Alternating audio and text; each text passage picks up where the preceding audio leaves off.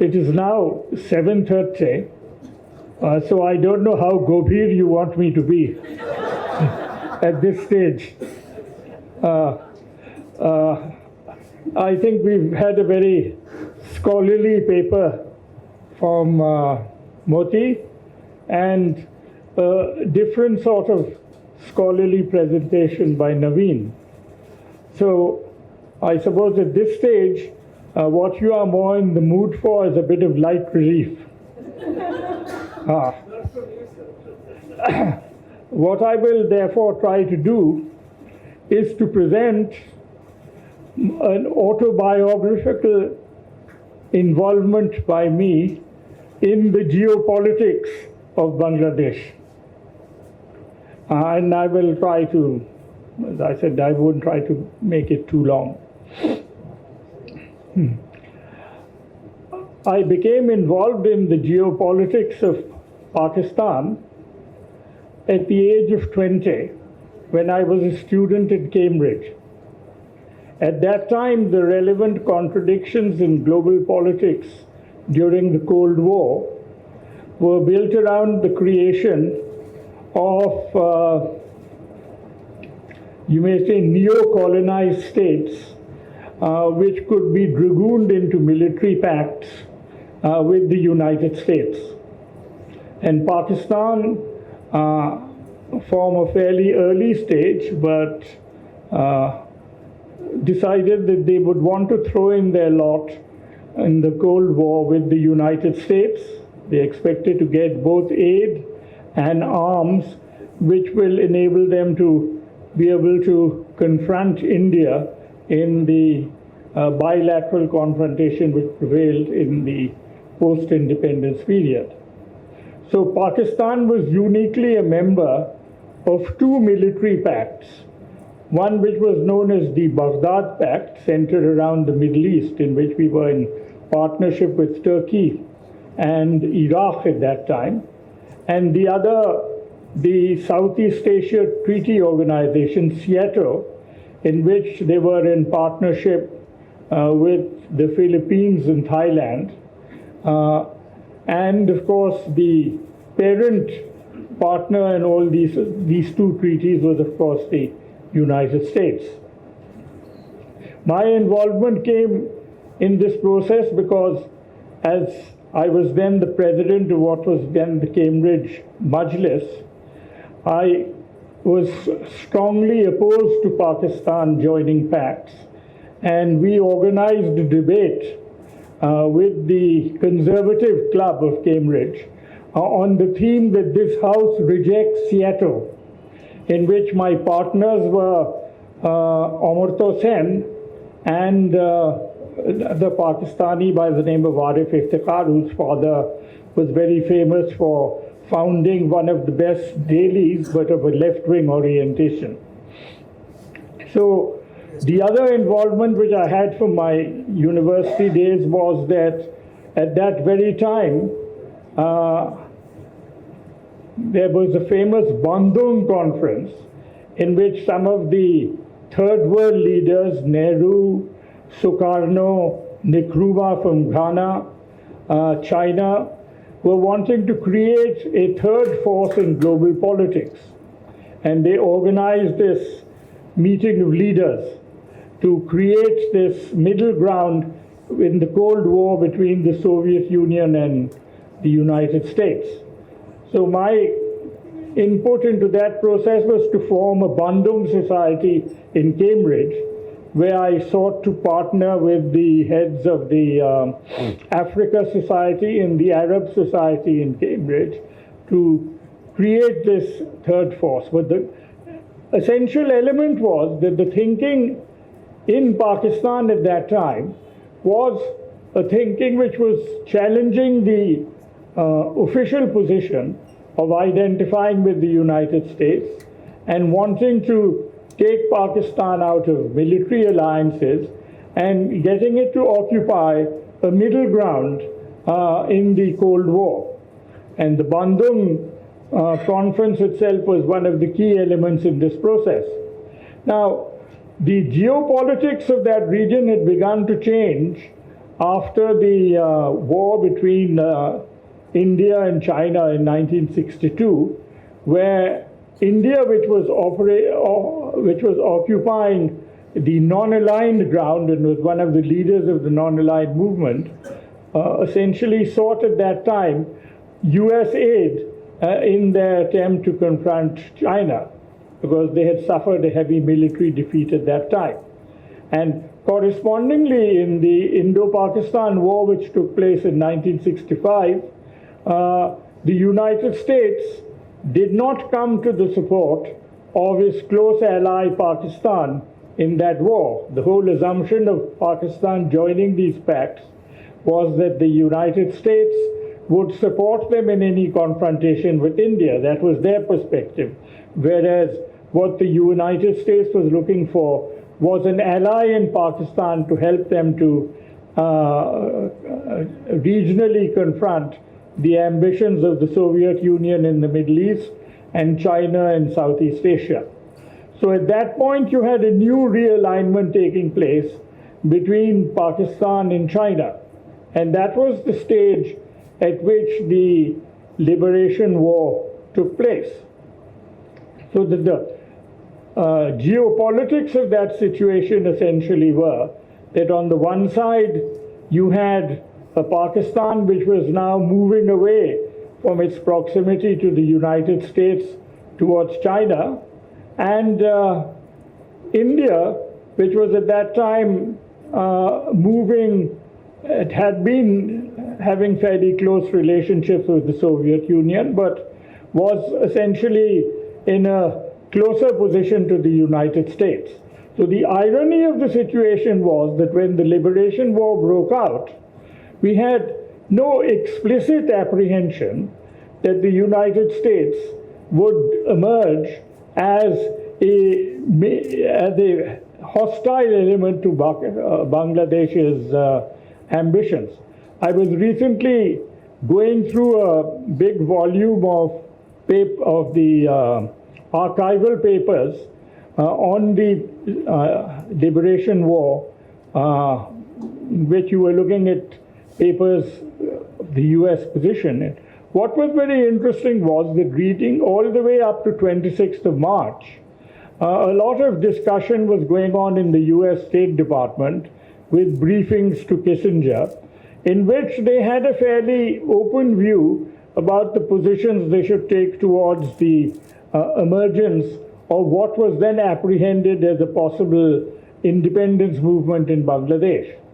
And their view was that in general, we would support the unity of Pakistan, but we need to recognize that Bangladesh, particularly after the elections in which we under the leadership of Bangabandhu, the Awami League won an overwhelming majority, they should be conceding the democratic rights of the Bengalis and giving more autonomy.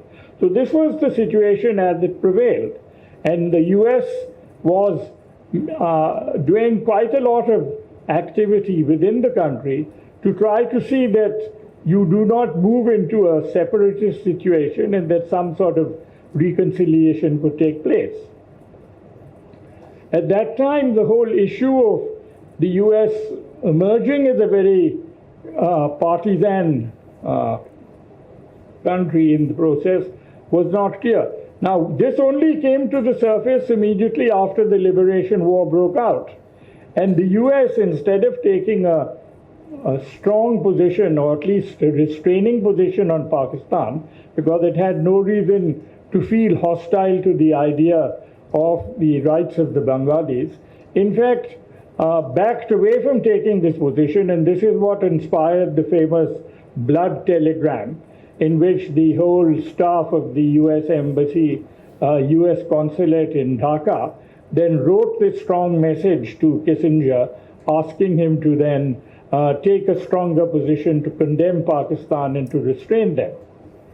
Now, where I come into this picture is that I was one of the first people, along with Anisul Rehman, to go across and to reach Delhi concurrently with Tajuddin and Amirul Islam, and to present our case to the Indian leadership at the highest level. Now, at that time when I encountered Tajuddin, and we were sitting together and working on a number of things, we heard over the radio that Mr. M.M. Ahmed, who was then the economic czar of Pakistan's international economic relations, was about to go to the United States to seek special economic assistance both from the World Bank and the Pakistan Aid Consortium and the United States. And Tajuddin was absolutely outraged that Pakistan, which had now begun a process of genocide, would now be seeking international assistance to finance this genocide. So he wanted me then to immediately go out and go abroad and to initiate an international campaign to mobilize all the pro-Bashi Bengalis to see that this international support to Pakistan didn't take place. So this is how I got involved in the liberation struggle, and my main mandate from Mr. Tajuddin at that time, because there was no duly constituted government, was to initiate an international campaign to stop aid to Pakistan. Now, this has not come up so much in your presentation, but the whole issue of aid to Pakistan was a very central element in the geopolitical concerns of the Bangladesh government at that time. Reason being that Pakistan was a very heavily aid-dependent country. Its principal donors were the United States and the World Bank at that time, which also exercised major policy influence in Pakistan through the 1960s. And the idea was that if we could reach out to the World Bank and to the United States to persuade them that they should no longer give unconditional support to Pakistan, this would be a very important political objective for Bangladesh, and it would be, the main advantage would be that Pakistan, without access to external assistance, could not then afford to sustain a liberation struggle without this international support. So this element was very central to the strategy of the Bangladesh government at that time. Now, looking slightly ahead, actually one of the most spectacular outcomes of the liberation war internationally is that this strategy of mobilizing the pro-Bashi Bengali community internationally was actually a great success. And the campaign which was begun when I reached the United States, I think early in May, and reached its culmination, was that throughout the whole of the liberation war, no new aid was pledged to Pakistan by the Pakistan Aid Consortium. Now this came about because the Bengalis all over the world came out and participated in this campaign for stopping aid. Now when I went to the United States at that time, we thought that we would have, I first went through London, and then I went to the United States. At that time we thought that we would have ready access to the international community. But what I found when I reached London was that the official governments were not at that stage at all inclined to come out and openly support Bangladesh's position. Now I have a personal element in this. At that time, the foreign secretary or the foreign minister in the UK was a gentleman by the name of Alec Douglas Hume. Now, we knew him because his late wife Salma Sobhan's father, when he was High Commissioner in London, had very close relationship with this gentleman, and he actually attended my wedding ceremony. So I thought that I would, because it was held in London at that time, I would have very easy access to him. His private secretary was also very well known to us because he had served in Pakistan. But what I found was that he was completely unwilling to meet anyone from the Bangladesh side. Abu Said Chowdhury, who had already taken up a leadership position at that time, was already trying, but we were kept at a distance. So all we were doing was, I was talking to his private secretary, sending him written messages, but with a complete reluctance to meet with me. So all our campaign in England, in the UK, was really directed at the media, and it was directed at the opposition.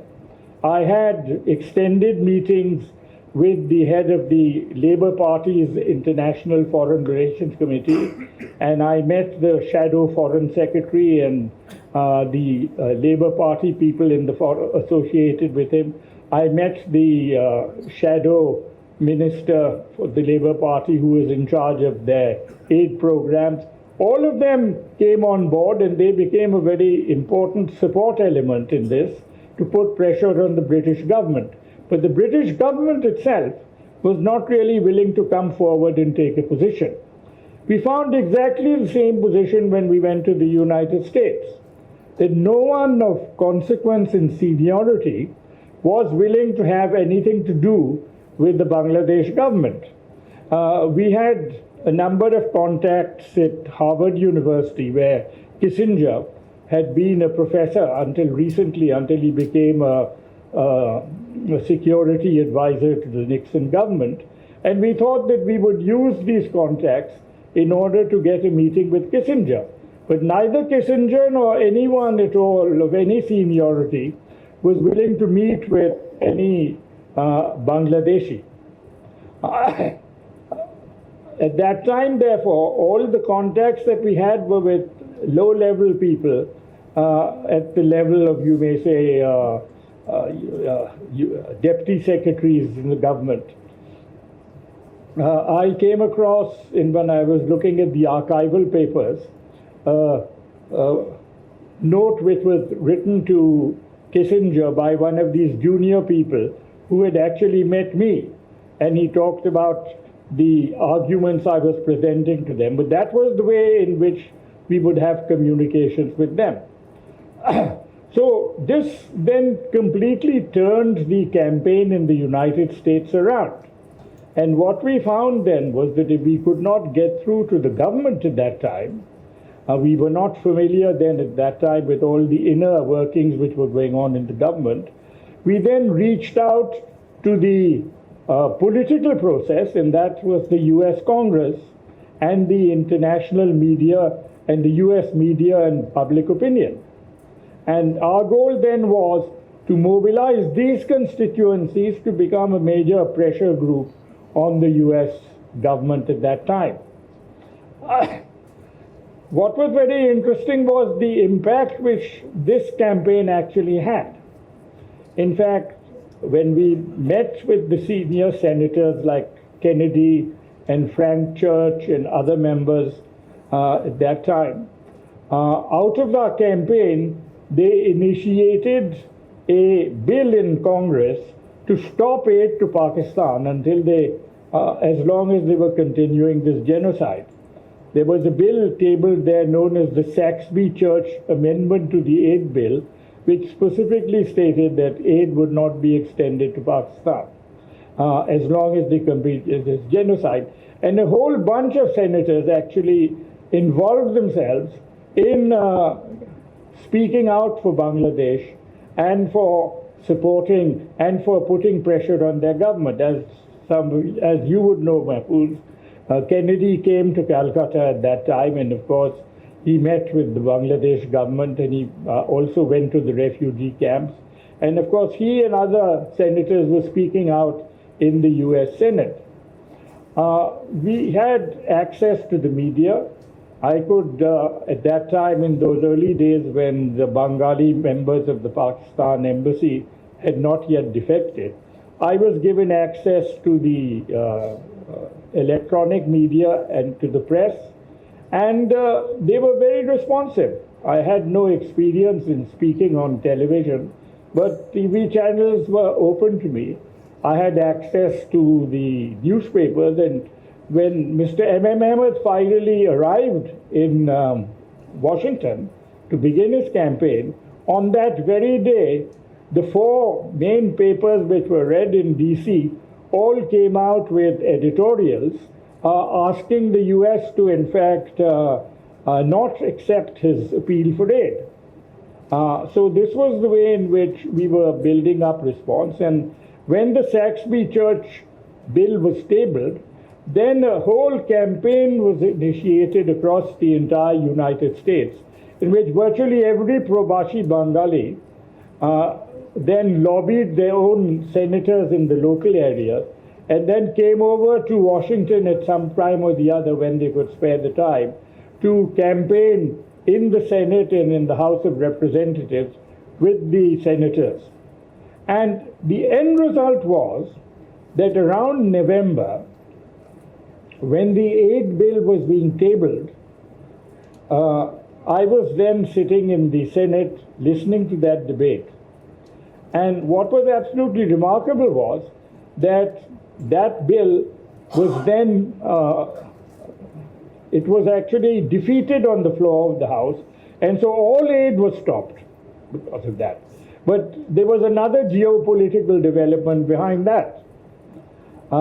Because of the US move towards China, one of the conditions of that initiative was that the US, after almost sort of 20 years after the liberation of China and the emergence of the Communist Party, actually finally recognized China for the first time. Previously, they were recognizing Chiang Kai-shek's government as the government of China. And when the Chinese delegation took its position in the United States, in the General Assembly, they were warmly congratulated by all the third world countries. So many of the right-wing senators were absolutely furious that all these aid-dependent countries to whom we were giving aid were now standing up and cheering the admission of China. So the right-wing elements, who were normally supporters and voters of Nixon and the Republican Party, joined with the Democrats to veto the whole aid bill. So you had this peculiar situation that as a consequence of this small amendment to stop aid to the US, to Pakistan, all the US aid to the whole world was then put into suspense at that time. Now, that was the outcome of this. Now, the other campaign target at that time was, of course, the International Aid Consortium led by the World Bank. So when I went there, one of my main targets was to meet McNamara, who was then the president of the World Bank, and other people in the World Bank, to then see that they would then make sure that the aid consortium would not pass aid to Pakistan, because they used to meet twice a year and pledge significant amount of aid. And this again turned out to be quite successful, because you had quite a number of people, both Americans and Bengalis in the World Bank, who were then quite strongly campaigning to get this aid stopped. And as a consequence of our meeting, they sent out a special mission to Pakistan to report on conditions which existed over there. And that mission came back and reported that a genocide was going on, and this was no place in which any aid internationally could be pledged. And fortunately, we had a Bengali in the World Bank. I don't know if anyone knows, any of you know him. He's a geographer who was then a CSP officer, Harun Rashid, who actually leaked this report to the New York Times, which then became a headline item and became a very important factor in our campaign to stop aid. And my responsibility was then to go to Paris when the consortium was meeting, and to then begin a lobbying campaign with all the members of the consortium to see that aid was stopped. And of course, when they met in Paris, they took a decision not to not to, in fact, pledge any new aid to Pakistan. I went there a second time, and again at that time they repeated that decision. So throughout the 1971 period, the Pakistan Aid Consortium did not pledge a single dollar of new aid to Pakistan. The only aid they were getting at that time was whatever limited amount of aid was in the aid pipeline. So this was a factor, and Pakistan therefore faced a very critical economic situation and had already begun defaulting on repaying its debts, which was again creating another set of problems at that stage. Now, the last part I want to draw upon then is some of the international dimensions which emerged out of that process. Now, as I told you, what we did not know was this secret initiative being then mediated by Pakistan of connecting the United States to China. And we only came to know about this finally when, on the pretense of making a bilateral trip to Pakistan, Kissinger then disappeared from public view for 2 days, in which time he actually flew off to China and came back with this decision that after all these years there should be reconciliation. But the reconciliation was premised on the US attempt to create a further divide between China and the Soviet Union, which had already emerged in the post-Stalin period. And so that was another development which was taking place. Now, when we began the last phase of the campaign in the United Nations, this was again impacted by the state of geopolitics as it prevailed at that time. China had just been admitted. Our campaign in the UN, with all UN members, to speak up and to support us, was not getting much traction, because in those days the international community's view was that any attempt to actually break up a member state was unacceptable. Today, the United States and Western countries are breaking up countries left and right and have no qualms about it whatsoever. But in 1971, this was an absolute taboo issue that you would in fact support any attempt where there was a separatist movement. We had seen the Biafra movement, which was eventually crushed by the Nigerian army. And one of our campaign slogans was at that time, Bangladesh is not Biafra. And the campaign slogan we had in those days was to say that Biafra was a minority component of the Nigerian state. We were the majority component, and not only that, we were initiating a campaign through a freely elected government, which had an electoral mandate to speak for the Bengali people. So this was a major element and a major resource at our disposal. Now, in those circumstances, campaigning in the UN was itself a very serious problem. When the General Assembly session began, the Bangladesh government sent a delegation. It was originally going to be sent under the leadership of Khunkar Mushtaq, but as some of you know who've been following our history, Khunkar Mushtaq was associated with the initiative backed by the United States of bringing about a reconciliation with Pakistan within the framework of a united Pakistan. So he was then replaced as foreign minister by Abdul Samad Azad, but the Tajuddin government decided to send the delegation headed by Abu Said Chowdhury. I was a member of that delegation along with some ambassadors who had defected and Dr.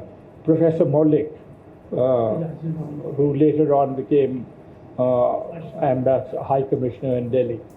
Now, in the campaign again, we were wandering the corridors of the General Assembly, trying to catch this delegate when he was, or that delegate when they were having coffee. But none of them were really willing to give us much attention. Here again, personal contacts came into play. Fortunately, at that time, one of the diplomats in the Japanese delegation at that time was a gentleman by the name of Takio Eguchi. He had been a contemporary of Kamal and Faisal when they were in Oxford. And so he then became my inside track to the events in the Security Council. And so every time there was a meeting of the Security Council, he would then meet me after that and brief me on what discussions went on, and I could then take that issue and brief my members in the Bangladesh delegation. Now, the message which he was giving us is that we appreciate that you have important cause, that you are rightfully sort of going to emerge as an independent state, but no member of the Security Council is willing to publicly proclaim this position. And so the best solution in those circumstances is that you will have to solve the problem on the ground. At that time, the Muktijuddho was going on. We were having a big campaign of fighting the war, mostly with the Mukti Bahini. The conflict had not yet become internationalized, and so how far we could succeed through that process was not very clear. By November, the whole picture had changed, because by then the Indian government, after it had signed its treaty with the Soviet Union, decided that they were now ready to short-circuit the liberation struggle and to now not only step up support to the Muktijuddho, but to then be much more actively involved. Now, at that time, as the Muktijuddho was approaching its climax, the strategy of the Pakistan government went through a very interesting change. Up to that time, their whole campaign was that this was an internal affair, and this has nothing to do with the rest of the world, and so no other country should in fact get involved with this process. But again, once the campaign and then Indian support became much more active, they then decided that the time had come to internationalize the whole issue. And our reading was that they realized that sooner or later the Indians may be more actively involved, and that they were actually going to lose this war. And so their view essentially was that if Bangladesh was eventually going to be liberated, it should not be liberated through a process of a Muktijuddho. It should be liberated through the process of a bilateral international war between India and Pakistan. So we were all surprised, or at least internationally we were surprised, those of us who were looking at the strategic implications were surprised when Pakistan decided to initiate an open war with India, when on the 3rd of December they went and bombed airfields in India. That was the way they thought that they would both internationalize it and at the same time make sure that if they lost Bangladesh, it would be done through an international war. So that naturally changed the whole international game, and India became more actively involved. The last phase, therefore, of the Muktijuddho struggle in the emergence of Bangladesh was played out then in the Security Council and in the United Nations. In the United Nations, a resolution had been passed on the 7th of December, in which virtually the whole General Assembly voted to have a ceasefire. Now, the last thing which both the Bangladesh government and the Indian government wanted at that time was a ceasefire, because that would have then stabilized the war without a full liberation of Bangladesh. And so this was a great disadvantage to us. I again found myself at the receiving end of this problem. On that moment when the debate was actually going on, I was participating in a tripartite discussion on the war with the Consul Generals of India and Pakistan.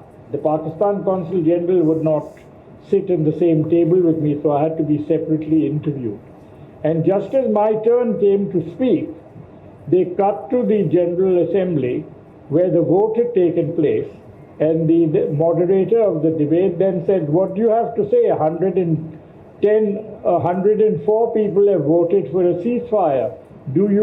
What do you have to say?" So I had to then, at that time, improvise and say that, well, Bangladesh is not part of the ceasefire. We were not even permitted to speak there. So whatever may happen internationally, we are going to continue our liberation struggle right to the end.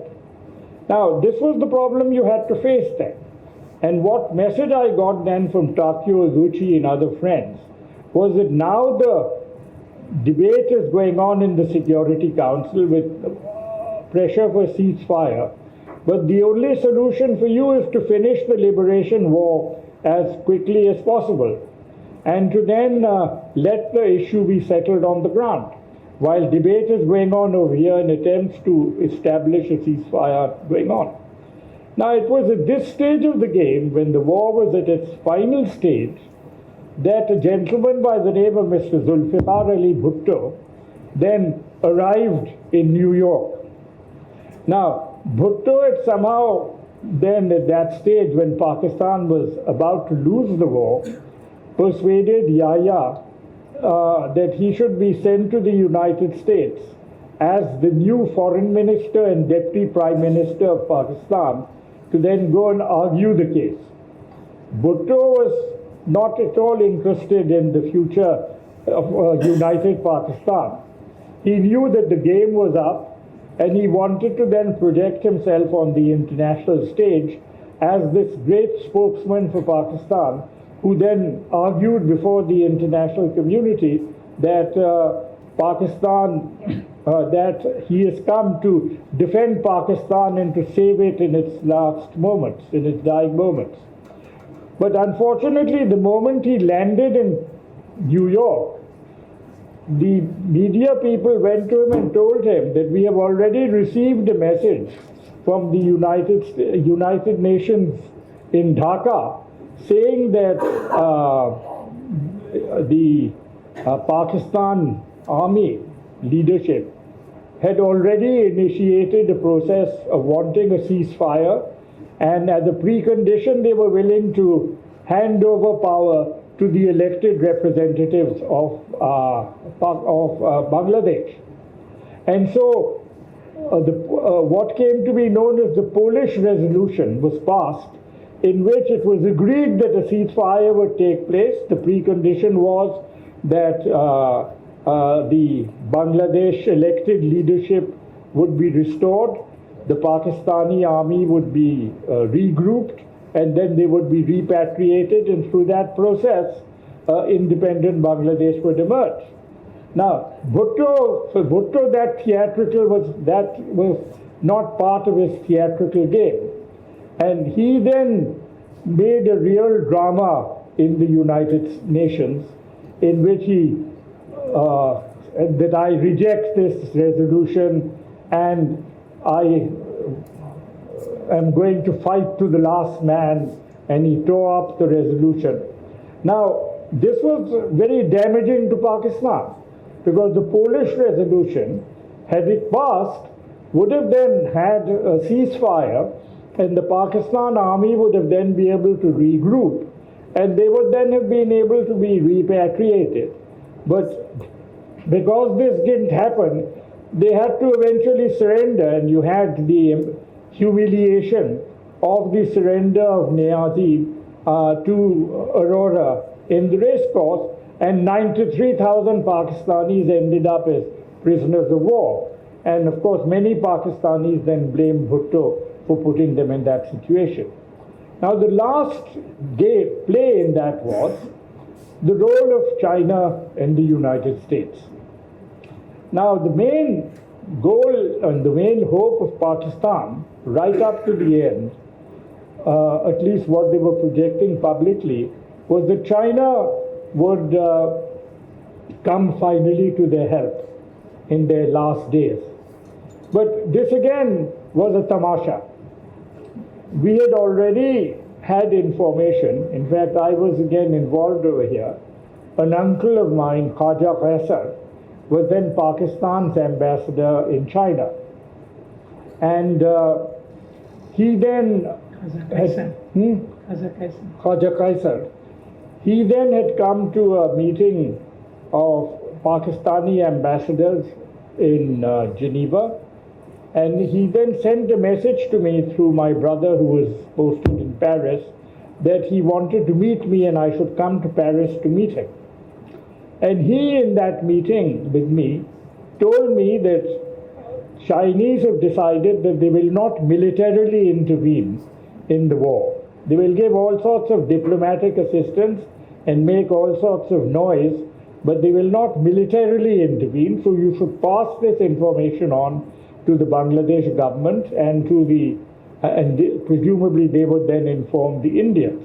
So actually all of us knew at that time that the whole tamasha with the Chinese, that they were going to come in at the last minute, was again theater. The US also was playing that theater. And Kissinger, if any of you have read his memoir, was again going through the notion that our position was determined by the fact that we could not, in our new relations with China, back away from our support for Pakistan.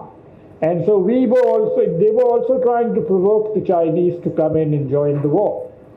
But when China finally did not come in, then they went through that, again, their own tamasha of mobilizing the 7th Fleet and giving the impression that through the 7th Fleet coming into the Bay of Bengal, they may then in some way intervene. But again, those who were more aware of the strategic implications knew that this was really not possible. And what was again not publicly identified, but it has now come out later on, as the 7th Fleet began to move, the Soviet Union then moved their fleet, which was in the Pacific area, to then start tracking the movement of the 7th Fleet. So this was the last theater which went on, and of course you saw the culmination of this in the eventual surrender of Niazi.